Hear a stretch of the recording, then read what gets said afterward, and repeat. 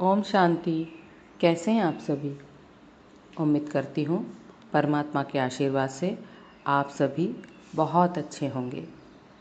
जैसा कि मैंने कल बताया था, संस्कार और उनकी मम्मी की कहानी मैं कंटिन्यू करूँगी, तो आज भी मैं उन्हीं की कहानी कंटिन्यू कर रही हूँ।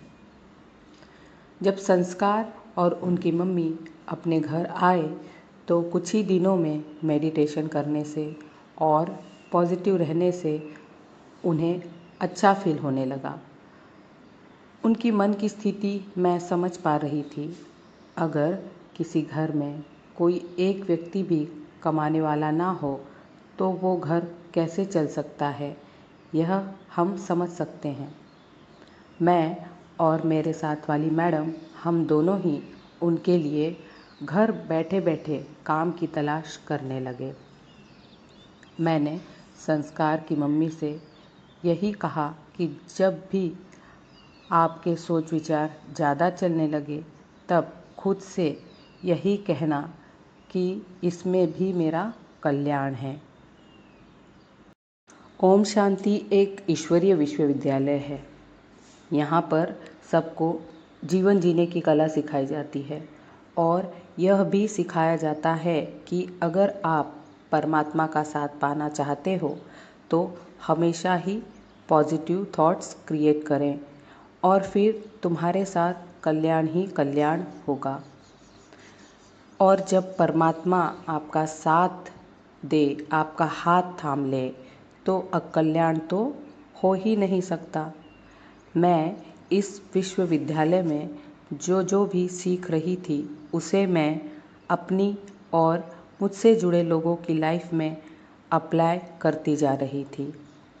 और जब भी हमने इस सीख पर चलकर मेहनत की तो हमारी मेहनत रंग लाई है।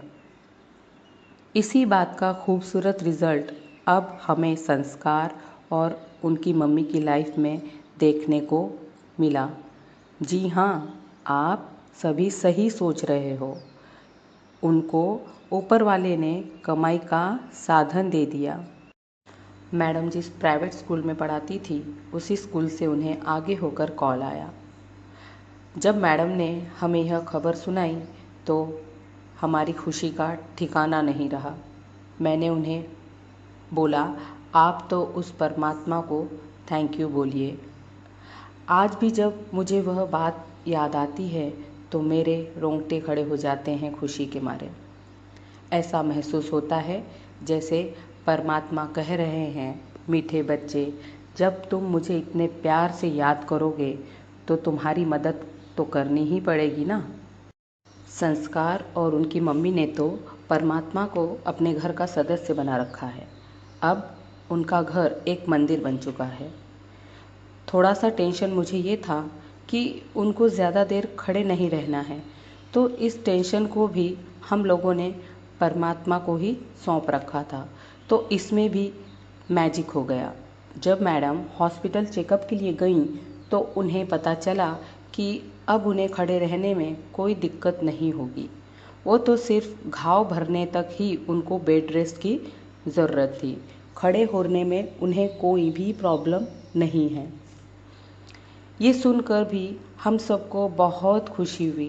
बार बार यही फीलिंग आ रही थी, जब परमात्मा ने हमारा हाथ थाम रखा है तो डरने की क्या बात है।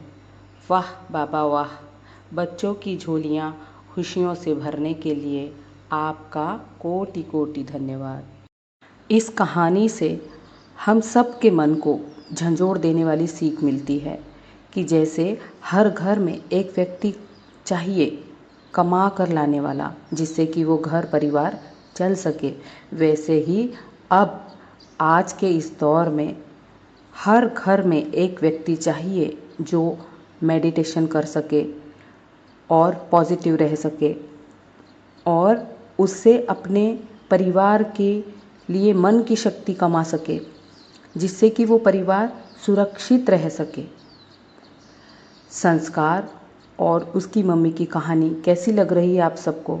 और उनके घर के जो तीसरे सदस्य बने हैं उनके बारे में आप क्या कहना चाहते हैं कमेंट में ज़रूर बताइए। क्या आप भी उनका साथ पाना चाहते हैं तो कमेंट में जाकर अपना कॉन्टैक्ट नंबर लिख भेजिए, तो आप भी उन्हें अपने घर का मेंबर बना सकोगे। ओम शांति।